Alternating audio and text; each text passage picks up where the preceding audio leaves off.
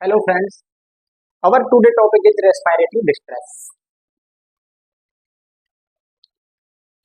Let's start our topic.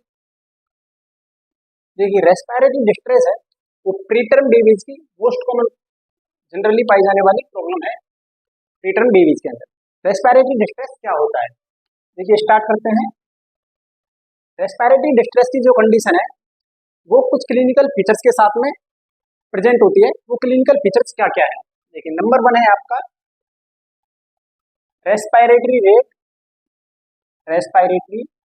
Rate more than 60 पर minute. जो normal respiratory rate है newborn की वो क्या होती है? 40 to 60 पर मिनट। नॉर्मल आरआर है जो न्यूबॉर्न में वो होती है आपकी 40 to 60 पर minute. But in condition of respiratory distress respiratory rate more than 60 पर minute. Number 2 chest retractions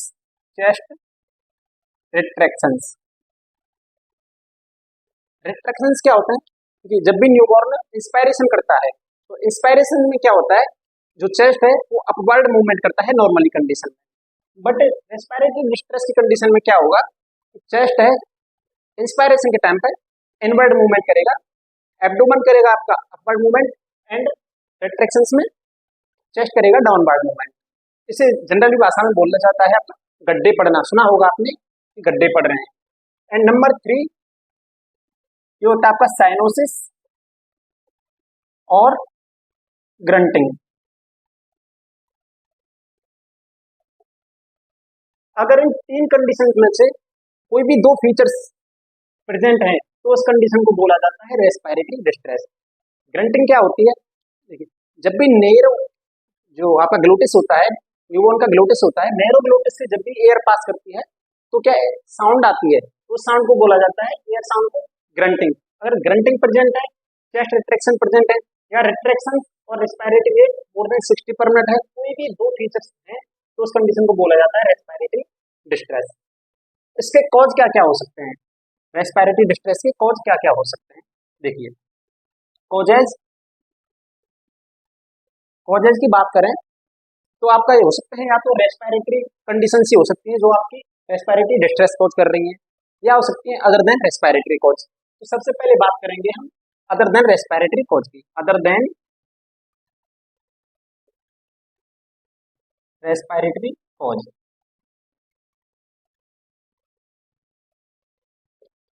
other than respiratory cause में आपका एक तो कंडीशन हो सकती है सीसीएफ कंजस्टिव कार्डियक फेलियर, या हो सकता है आपका इसके अलावा hypoglycaemia.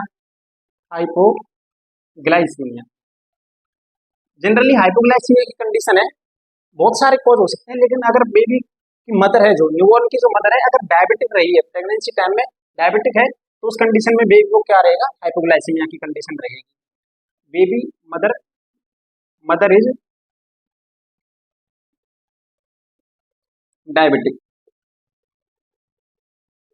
If mother is diabetic. अगर बेबी की मदर डायबिटिक है तो उस कंडीशन में बेबी को क्या कंडीशन रहेगी, हाइपोग्लाइसीमिया के चांस रहेंगे।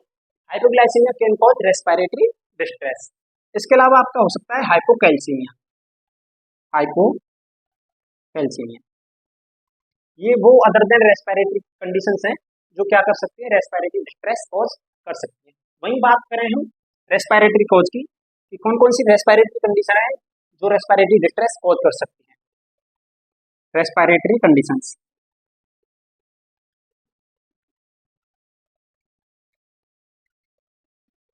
रेस्पिरेटरी कंडीशन में बात करें सबसे पहले हम जो मोस्ट कॉमन कॉज है वो है आपका टी टी एन बी।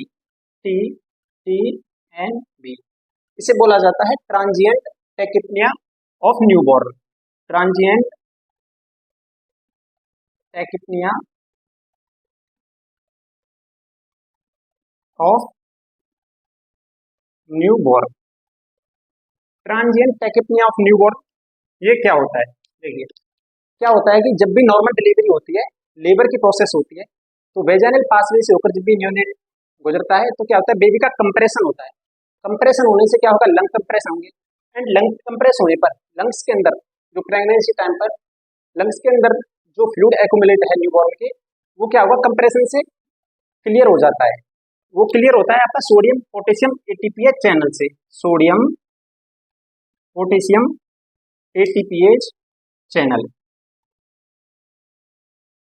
ये क्या करते हैं, जो लंग्स के अंदर फ्लूइड एक्यूमुलेट है उसको क्लियर करने का काम करते हैं। कब, जब आपका न्यूबॉर्न है कंप्रेस होता है तो। बट इन कंडीशन ऑफ एलएचसीएस, अगर एलएचसीएस हुआ है, लोअर सेगमेंट सिजेरियन सेक्शन, या बेबी प्रीटर्म है, प्रीटर्म है, तो इन कंडीशन में क्या होगा, जो न्यूबॉर्न है वो कंप्रेस नहीं होगा डिलीवरी के टाइम पर। तो क्या होगा इस कंडीशन में, जो लंग्स के अंदर फ्लूइड एक्यूमुलेट है वो क्लियर नहीं होगा, और लंग्स के अंदर जो फ्लूइड एक्यूमुलेट क्लियर नहीं होगा तो बेबी क्या होगा, टैकेप्निक होगा with in 6 hour of delivery. With in 6 hour of delivery क्या होगा, बेबी को ब्रीथिंग डिफिकल्टी होगी। इसे बोला जाता है आपका transient tachypnea of new born. चलिए देखते हैं एक बार।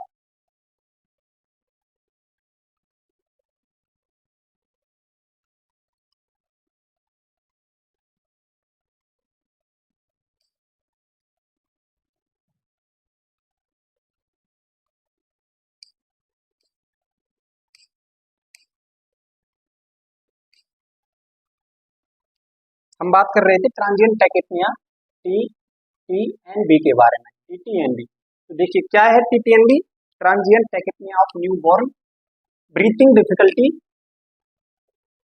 Breathing difficulty within 6 hour of birth, within 6 hours of birth. Birth के पहले 6 घंटे के अंदर बेबी को ब्रीथिंग डिफिकल्टी होगी। वो क्यों होगी, क्योंकि जो लंग्स के अंदर fluid in lungs not clear, not clear, जो लंग्स के अंदर फ्लूइड है वो क्लियर नहीं हुआ है, उस वजह से क्या होगा, बेबी टैकेप्निक होगा, टैकेप्निक, टैकेप्निया होगा। उस कंडीशन को बोला जाता है आपका टीटीएनबी। इसका मैनेजमेंट क्या है, मैनेजमेंट देखिए जनरली ये कंडीशन क्या होती है, 72 आवर्स के अंदर सेल्फ रिजॉल्व हो जाती है। इसमें मैनेजमेंट के लिए क्या करेंगे अपन, O2 administration, O2 administration. O2 कैसी होंगी, warm and humidify, warm and humidify जो ऑक्सीजन है वो बेबी को एडमिनिस्ट्रेट करेंगे 72 आवर में, रिजॉल्व इन 72 आवर्स। ये है आपकी पुरानी गाइडलाइन। जो नई गाइडलाइन है उसमें क्या है, new guideline,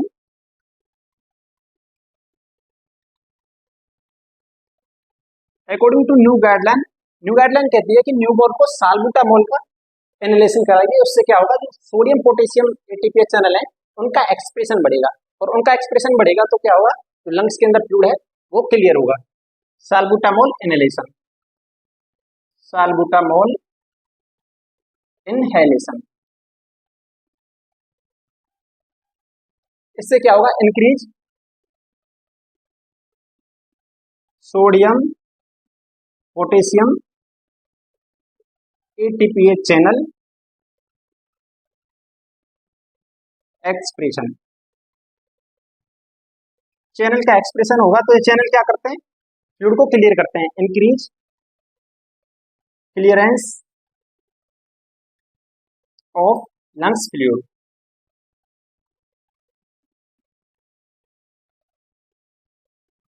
this is the management of TTNB. ये तो हो गया आपका पहला कॉज, रेस्पिरेटरी डिस्ट्रेस का पहला कॉज है टीटीएनबी, जो मोस्ट कॉमन कॉज है। इसके अलावा और क्या क्या कॉज हो सकते हैं, देखिए नंबर सेकंड कॉज है रेस्पिरेटरी कॉज में आरडीएस, रेस्पिरेटरी डिस्ट्रेस सिंड्रोम। देखिए रेस्पिरेटरी डिस्ट्रेस सिंड्रोम क्या होता है, ये कंडीशन है जिसमें या तो सर्फेक्टेंट का प्रोडक्शन कम होगा या सर्फेक्टेंट कैसा होगा, इमेच्योर होगा। ये कंडीशन जनरली होती है आपकी जो प्रीटर्म बच्चे होते हैं उनमें, क्योंकि 34 वीक से के बाद में आफ्टर 34 वीक के बाद में, या कहें 35 week week 35 weeks at 35 week जो सर्फेक्टेंट है वो आपका मैच्योर होता है, सर्फेक्टेंट मैच्योर। जनरली प्रीटर्म जो बच्चे हैं उनके अंदर रेस्पिरेटरी डिस्ट्रेस की जो कंडीशन है वो देखने को मिलती है। ये क्या होता है respiratory distress syndrome? It is condition of immaturity of surfactant या कहें decrease production of surfactant. Respiratory distress syndrome को हम कह सकते हैं deficiency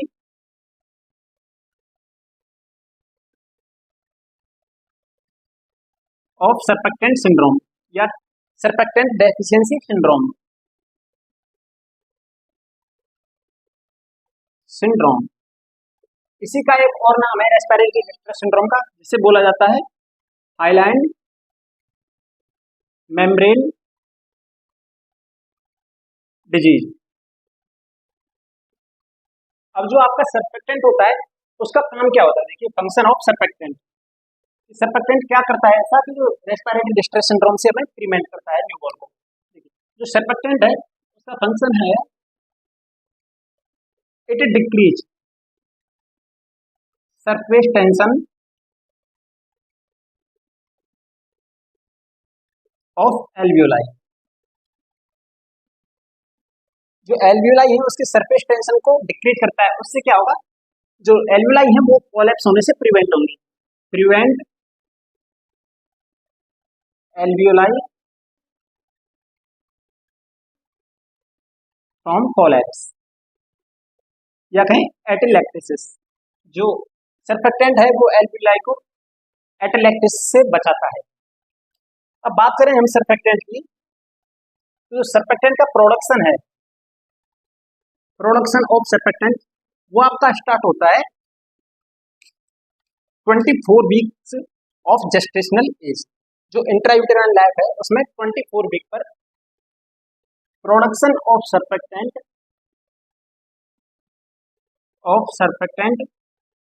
start at 24 weeks of gestational age. Intrauterine life में 24 वीक पे सर्फेक्टेंट का प्रोडक्शन स्टार्ट हो जाता है एंड मैच्योर एट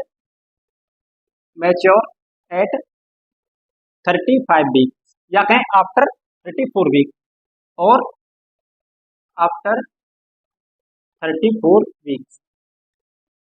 तो क्या है, अगर कोई भी ऐसी कंडीशन है जहां बेबी की डिलीवरी हमें जल्दी करानी पड़ रही है तो क्या करेंगे? अपन कोशिश करेंगे 34 या 35 वीक्स तक उस प्रेगनेंसी को पहुंचाने की, जिससे क्या हो सर्फेक्टेंट मैच्योर हो, बेबी में रेस्पिरेटरी डिस्ट्रेस की कंडीशन पैदा ना हो। अब सर्फेक्टेंट के कंपोनेंट्स की बात करें तो देखिए जो सर्फेक्टेंट है वो आपका फॉस्फोलिपिड्स हैं। मेंस क्या है? फॉस्फोलिपिड्स। जो इसमें मेजर फॉस्फोलिपिड है, मेजर फॉस्फोलिपिड्स वो होते हैं आपकी lecithin and sphingomyelin. Lecithin plus sphingomyelin. देखिए जो लेसिथिन है उसे लेसिथिन हो गया, दूसरा है आपका स्पिंगोमाइलिन। लेसिथिन है उसे बोला जाता है आपका मैच्योर सर्फेक्टेंट, ये मैच्योर पार्ट है सर्फेक्टेंट का। एंड जो स्पिंगोमाइलिन है वो है आपका इमेच्योर पार्ट, इमेच्योर। जो इनका रेशियो है लेसिथिन एंड स्पिंगोमाइलिन का इन नॉर्मल कंडीशन में इनका रेशियो जो है कंडीशन वो होता है मोर देन 2:1। यहाँ पे एक एक्सेप्शन है, वो क्या है देखिए, in baby of diabetic mother, in baby of diabetic mother, diabetic mother. जो डायबिटिक मदर है उसका न्यूबॉर्न है गेस्टेशनल एज में, जो मदर है उसको डायबिटीज रही है तो उसके अंदर जो लेसिथिन एंड स्पिंगोमाइलिन का रेशियो है वो कितना होना चाहिए? मोर देन 3.5 रेशियो 1 इतना होना चाहिए। But in condition of respiratory distress, जो आरडी की कंडीशन है उसके अंदर क्या होगा, जो ये रेशियो है लेस देन हो जाएगा 2:1, 2:1। ये आपके लेसिथिन के जो कंपोनेंट्स हैं उसके बारे में। नेक्स्ट बात करें हम लेसिथिन,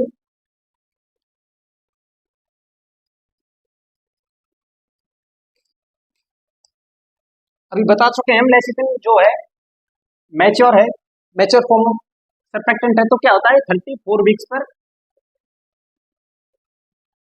मैच्योर होता है सरफेक्टेंट।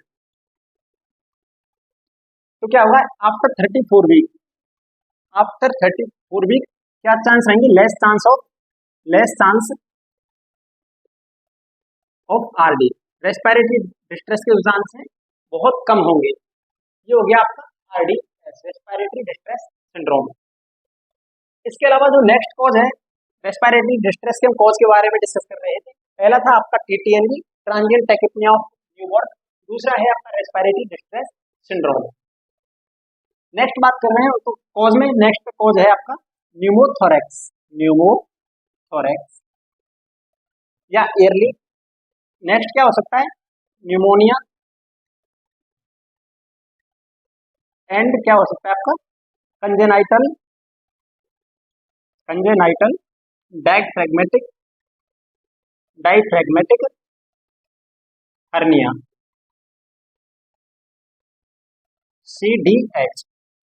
ये वो कंडीशन है जिनके अंदर रेस्पिरेटरी डिस्ट्रेस हो सकती है, रेस्पिरेटरी डिस्ट्रेस की कंप्लेंट हो सकती है। इसके बाद में हम डिस्कस करेंगे कि रेस्पिरेटरी डिस्ट्रेस का जो असेसमेंट है वो कैसे किया जाता है न्यूबॉर्न में। तो उस न्यूबॉर्न में हम कैसे देखेंगे कि रेस्पिरेटरी डिस्ट्रेस है कि नहीं। देखिए जो ये मैटर है ना, आपको जो मैटर पढ़ाया जा रहा है वो पीजी लेवल का है, पीजी लेवल का मैटर है। तो उस मैटर को आप नोट्स बना लें अपने एंड इसका रिवीजन करें। उसके बाद में आप क्वेश्चन करोगे तो आपको पता चलेगा कि हाँ है मैटर। तो नेक्स्ट हम बात कर रहे थे आपके असेसमेंट ऑफ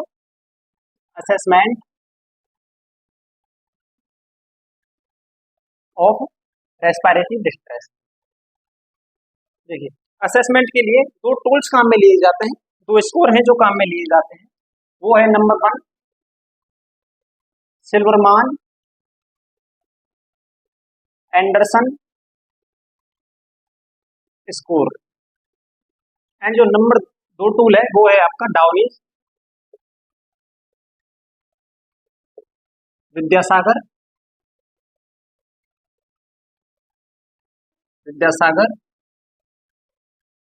स्कोर। जो मोस्टली यूज में लिए जाने वाला स्कोर है वो है आपका सिल्वरमान एंडरसन स्कोर। फ्री टर्म में जो यूज में करते हैं मोस्टली सिल्वरमान स्कोर का यूज किया जाता है। सिल्वरमान एंडरसन स्कोर में जो स्कोरिंग की जाती है वो की जाती है 0 से 2 तक, या तो 0 मार्क दिया जाएगा या 1 मार्क या 2 मार्क। लेकिन जो मिनिमम एंड मैक्सिमम स्कोर है, जो स्कोर की रेंज है, स्कोर रेंज वो होती है 0 से लेकर 0 to 10।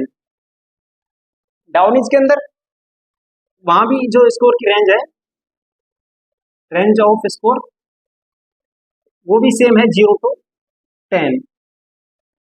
अगर इनकी बात करें कंपोनेंट्स के बारे में कि क्या क्या कंपोनेंट्स हैं, तो देखिए जो सिल्वरमान एंडरसन स्कोर है उसके अंदर 5 कंपोनेंट्स यूज में लिए जाते हैं।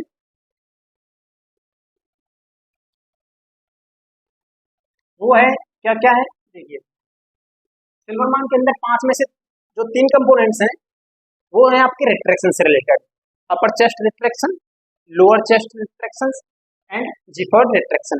इसके अलावा ग्रंटिंग एंड नेजल फ्लेयरिंग या बोला जाता है नेजल डायलेशन। ये जो 5 कंपोनेंट्स हैं उनको असेस किया जाता है सिल्वरमान स्कोर में। देखिए नंबर 1 है आपका upper chest retraction, upper chest retractions. Number 2 lower chest retraction. Number 3 xiphoid retraction. Number 4 nasal dilation या कहें नेजल फ्लेयरिंग। Number 5 grunting. ये 5 कंपोनेंट्स है जिसका असेसमेंट किया जाता है सिल्वरमैन एंडरसन स्कोर के अंदर। एंड ईच कंपोनेंट्स को जो मार्किंग की जाती है, मार्किंग वो की जाती है 0, 1 या 2।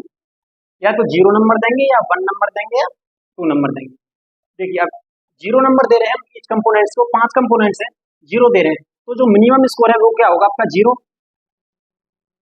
और मैक्सिमम क्या हो सकता है। 5 कंपोनेंट्स को अगर 2-2 नंबर दिया जाए, 2-2 मार्क्स दिए जाए, तो मैक्सिमम स्कोर हो जाएगा आपका 10 मैक्सिमम स्कोर। ये तो हो गया आपका सिल्वरमैन एंडरसन स्कोर। वहीं बात करें डाउनी विद्यासागर स्कोर की, तो इसके जो कंपोनेंट्स हैं उसके अंदर देखिए एक तो होता है आपका क्या, cyanosis. Number 2 grunting. Number 3 retraction. Number 4 air entry.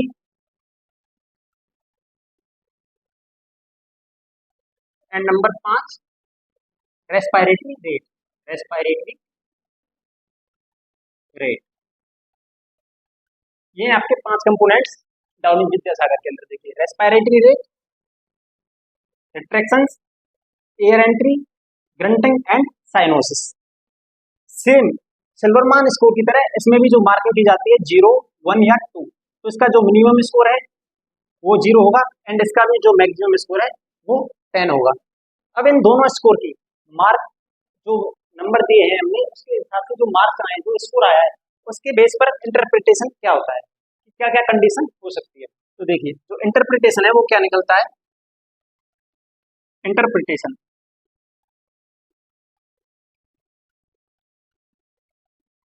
Silverman कहता है कि अगर स्कोर 0 से 5 है, 0 to 5, तो उस कंडीशन को बोला जाता है mild respiratory distress. And score 0 to 7 है तो उस कंडीशन को बोला जाएगा moderate respiratory distress. And score more than 7 है, सॉरी स्कोर 5 to 7 है तो उसे बोला जाएगा moderate respiratory distress. And score more than 7 है तो उसे बोला जाएगा आपका सीवियर रेस्पिरेटरी डिस्ट्रेस। वहीं डाउनीज के अकॉर्डिंग अगर स्कोर इज मोर देन 6 तो उस कंडीशन को बोला जाता है सीवियर रेस्पिरेटरी डिस्ट्रेस, या कह सकते हैं इम्पेंडिंग टू रेस्पिरेटरी फेलियर। अगर स्कोर मोर देन 6 है तो कंडीशन रेस्पिरेटरी फेलियर की तरफ जा रही है। ये है आपका interpretation Downey and Anderson score का। हमने असेसमेंट कर लिया, क्लिनिकल फीचर्स के बारे में हम पढ़ चुके हैं। नेक्स्ट बात करेंगे हम इनके इन्वेस्टिगेशन के बारे में, रेस्पिरेटरी डिस्ट्रेस में अपन क्या क्या इन्वेस्टिगेशन कर सकते हैं।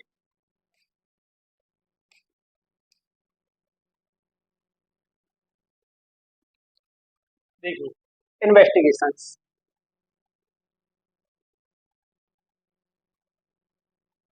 देखिए इन्वेस्टिगेशन में रेडियोलॉजी में अपन करा सकते हैं चेस्ट एक्सरे। चेस्ट एक्सरे, तो चेस्ट एक्सरे के अंदर जो फाइंडिंग आती है, जो फाइंडिंग देखने को मिलती है वो मिलती है आपका glass, ground glass lungs, ground glass lungs, या कहें कैसे व्हाइट आउट। जो एक्सरे है आपका वो आपका व्हाइट से होगा, व्हाइट आउट लंग्स। ये तो हो गया आपका एक्सरे। इसके अलावा अपन क्या करा सकते हैं, फॉस्फोटाइडिल, फॉस्फोटाइडिल ग्लिसरॉल टेस्ट। जो फॉस्फोटाइडिल ग्लिसरॉल टेस्ट है more sensitive and best investigation for respiratory distress, more sensitive and better investigation for respiratory distress. क्या है आपका? Phosphatidyl glycerol test. इसके अंदर क्या होता है आपका? एमनियोटिक फ्लूइड के अंदर जो फॉस्फोटाइडिल ग्लिसरॉल है उसका लेवल देखा जाता है कि कितना लेवल है, उसके बेस पर लंग्स की मैच्योरिटी देखी जाती है। Assess lungs maturity, assess lungs maturity, ये हो गया आपका फॉस्फोटाइडिल ग्लिसरॉल टेस्ट। इसके अलावा एक टेस्ट और है, उसे बोला जाता है लंग्स या कहें आपका सरफेक्टेंट मैच्योरिटी टेस्ट।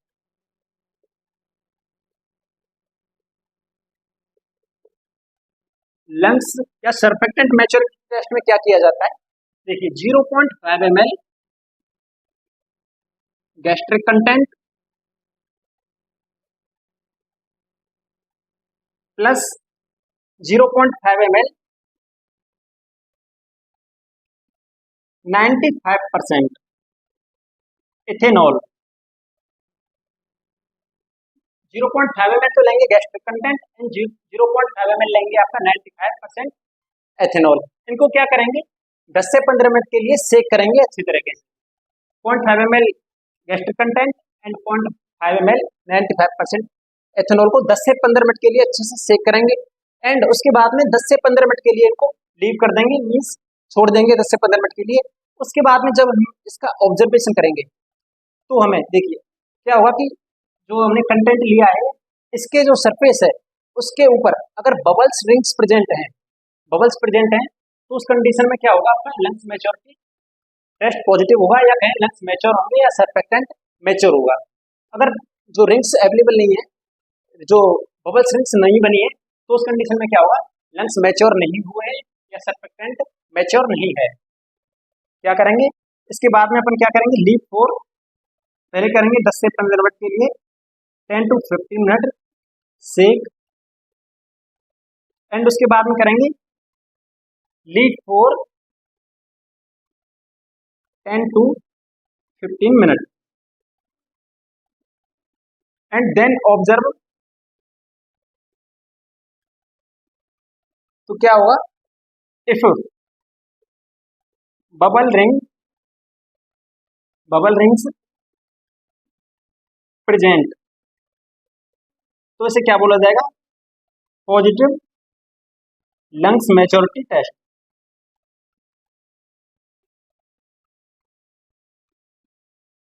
या कह सकते हैं लंग्स मैच्योर है, सरफेक्टेंट मैच्योर है। ये तो हो गई आपकी इन्वेस्टिगेशन इन रेस्पिरेटरी डिस्ट्रेस। इसके अलावा देखो अगर spo2 लेंगे तो क्या मिलेगा? लो spo2 मिलेगा, लो spo2 लो spo2 लेवल, साइनोसिस मिलेगी आपको क्लिनिकल फीचर्स के अंदर। एबीजी कराएंगे तो क्या मिलेगा? रेस्पिरेटरी एसिडोसिस, रेस्पिरेटरी एसिडोसिस इन एबीजी। ये है आपके इन्वेस्टिगेशन इन रेस्पिरेटरी डिस्ट्रेस। इसके बाद में बात करें हम इसके मैनेजमेंट की, रेस्पिरेटरी डिस्ट्रेस के न्यूबॉर्न का मैनेजमेंट कैसे किया जाता है।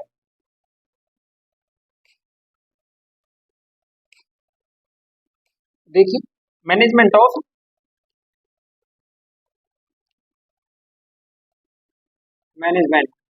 Of respiratory distress.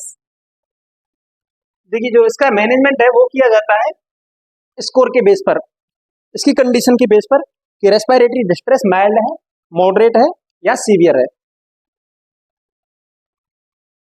देखिए अगर स्कोर पहले बात कर लेते हैं मैनेजमेंट इन लेबर या delivery room.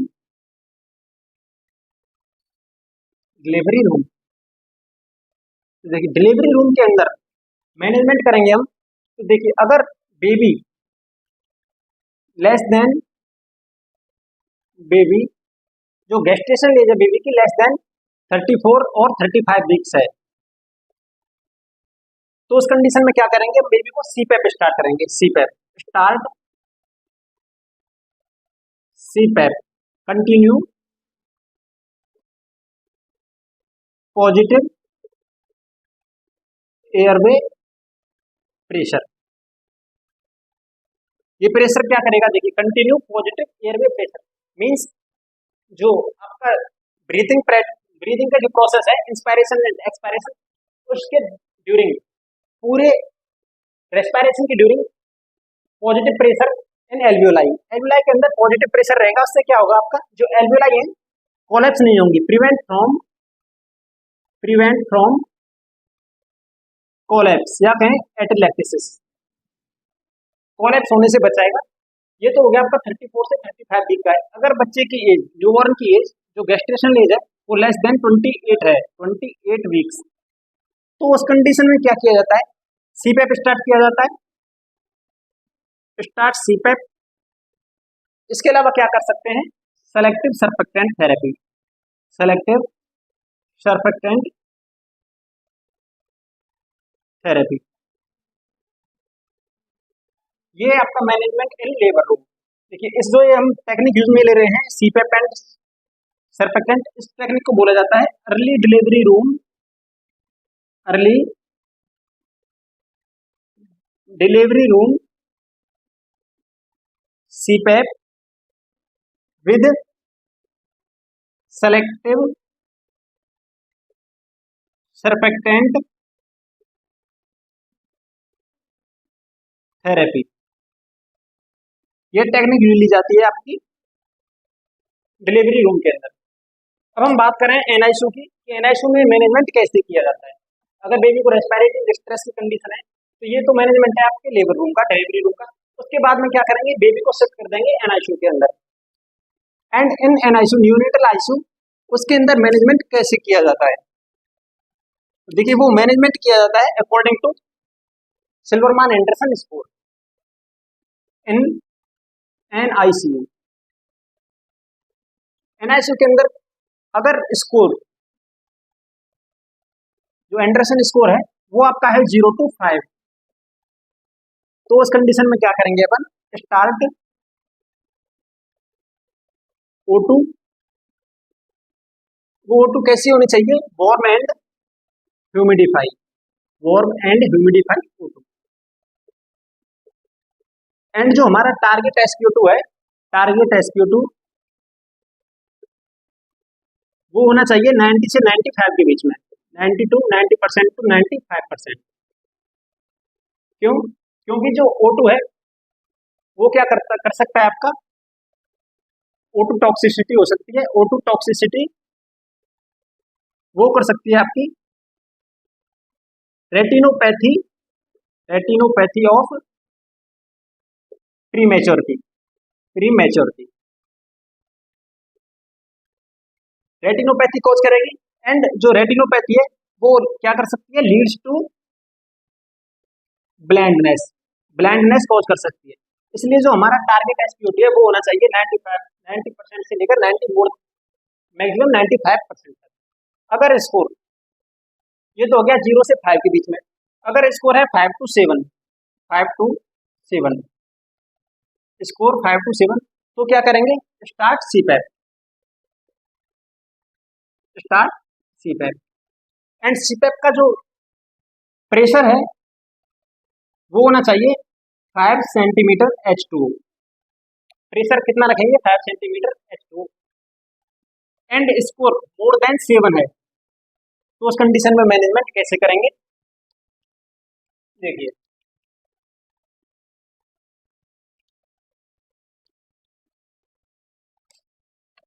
If score is more than 7, तो उस कंडीशन में बेबी को रखेंगे मैकेनिकल वेंटिलेशन पर, start mechanical ventilation means ventilator पर बेबी को रखेंगे। एंड क्या करेंगे उसके बाद में, गिव सर्फेक्टेंट, गिव सर्फेक्टेंट, जो सर्फेक्टेंट दिया जाता है वो दिया जाता है आपका by via endotracheal route, endotracheal route means baby को देखिए इंटूबेट करेंगे मैकेनिकल वेंटिलेशन पर रखेंगे एंड सर्फेक्टेंट देंगे। जो ये टेक्निक है उस टेक्निक को बोला जाता है insure technique, insure technique. In short technique means देखिए, IN means intubation, intubation, sure means surfactant, and E for extubation. And baby को क्या रखेंगे, एक्टिवेट करने के बाद कंटिन्यू पॉजिटिव एयर में प्रेशर पर, एक्टिवेट करने के बाद CPAP। ये आपका management if score is more than 7। देखिए मैनेजमेंट में वही बात करें हम, अगर ऐसी कंडीशन है जहां पर बेबी को प्रीटर्म डिलीवरी करवानी पड़ रही है बेबी की, या हमें पता है कि बेबी प्रीटर्म पैदा हो सकता है, तो उस कंडीशन में रेस्पिरेटरी डिस्ट्रेस से बचाने के लिए क्या करेंगे, for pregnant lady, pregnant lady corticosteroid दिए जाते हैं। कॉर्टिकोस्टेरॉइड क्या करते हैं, it help in production of surfactant. तो क्या करेंगे, कॉर्टिकोस्टेरॉइड्स, कॉर्टिकोस्टेरॉइड्स। कॉर्टिकोस्टेरॉइड में क्या है आपका, एक तो दे सकते हैं बीटा मेथासोन, बीटा मेथासोन, ये दिया जाता है आपका 12 mg, 2 डोज, 12 mg की 2 डोज दी जाती है अपार्ट 24 आवर्स। ये आपका बीटा मेथासोन। एंड एक इंजेक्शन कौन सा, इंजेक्शन डेक्सामेथासोन, डेक्सामेथासोन, ये इसकी डोज है आपका 6 mg, इसकी दी जाती है 4 डोज, 6 mg की 4 डोज ऑफ डेक्सामेथासोन। ये दिया जाता है फॉर प्रेग्नेंट लेडी। क्यों दिया जाता है, क्योंकि corticosteroids, corticosteroids helps in production of surfactant, production of surfactant। ये आपका मैनेजमेंट ऑफ रेस्पिरेटरी डिस्ट्रेस।